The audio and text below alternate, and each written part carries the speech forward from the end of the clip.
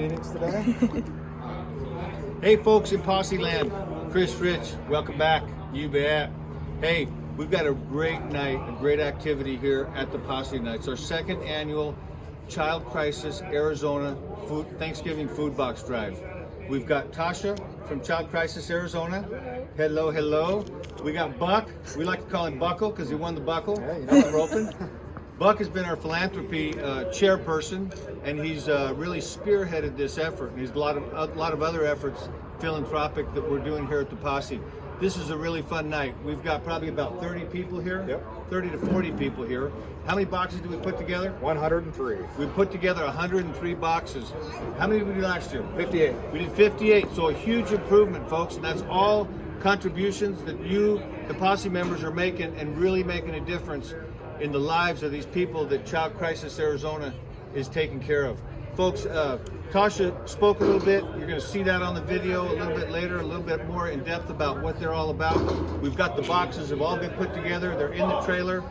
They're going to be there to feed 103 families for Thanksgiving. Foster families, families that are struggling, that need that help. So I want to thank all the Posse members that made those contributions.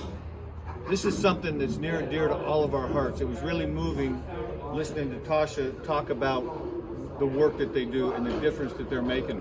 I know in the state of Arizona, children that age out of foster care within 12 months, 70% of those kids are either incarcerated, homeless, or they're being sex trafficked. Folks, that's the dismal numbers for the state of Arizona, and Child Crisis Arizona is working diligently to make a difference in those numbers. We appreciate them being there. I appreciate the work that you're doing. Thank you so much. Thank you. And folks, we had a great time. If you weren't able to make it, try to get down here next year. But let's bump those contributions up next year. What's our goal next year, Buck? More than 103. More than 103. Come on, I say 200 next year, folks. Hey, let's take a look at what the action looked like. Let's go. So Buck asked for contributions via email. The contributions got committed. Buck went down, worked a deal with the local grocery store, went down, picked up the food, brought it in. Look at that, she's filling out the $50 gift cards. Buck brought all the food down, he set it up in stations. Grant Gomez donated the boxes from Cowboy Hardware, put the boxes together. We go through like a production line, filling up those boxes for Thanksgiving meals. You bet, taking care of those families in need. Folks, this is all the Posse. This is all you and your contributions that you're doing. We had a good time there putting those boxes together. A lot of laughs, a lot of jovial fun, a lot of having just connection with each other. We love being able to do that. Then we did have Tasha from Child Crisis Arizona come out and give us a talk. Her talk is coming up here in just a minute. It's a real good talk about the work that Child Crisis Center is doing. Child Crisis Arizona used to be Child Crisis Center. Look at that, Randy's got the ramp put up. Ogilvy, look at that. He's proud of his boxes. He stacked them up nice and neat. You bet, you bet. We love it, we love it, we love it. Hey, look at, there's a box right there with the $50 gift card. They're going to be able to have a Thanksgiving meal.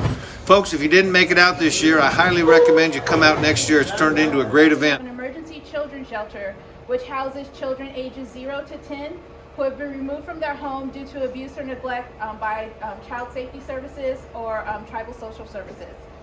So as you can understand that when they're removed from their home, it's because of a really terrible situation.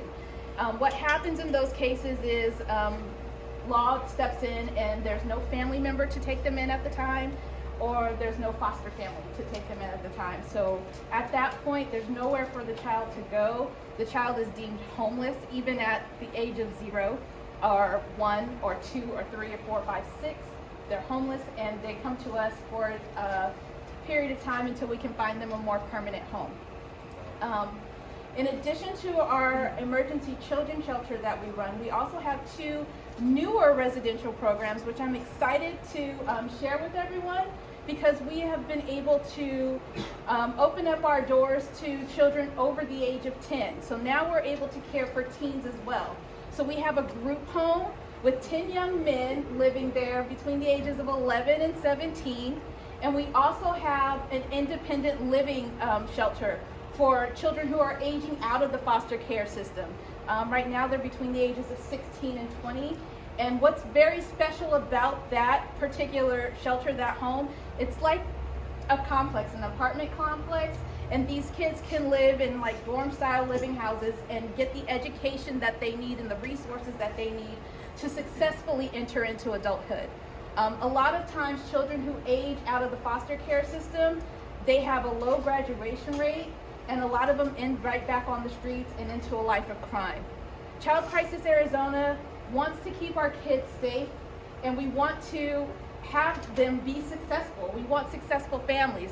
So now we're able to care for that older age population and try to ensure that they have the resources they need in order to live successful, happy adult lives as well.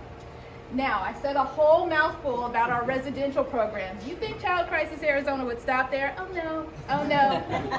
We know that we've got to be there for our kids. We've got to be safe. We have to have a safe haven for our kids. But we have to be out there building strong, successful families as well. So we want to be a resource to families who need us as Some great work that Child Crisis Arizona is doing, and we as the posse are able to make a small contribution. I love it. I love it. We ended the night with the poker tournament.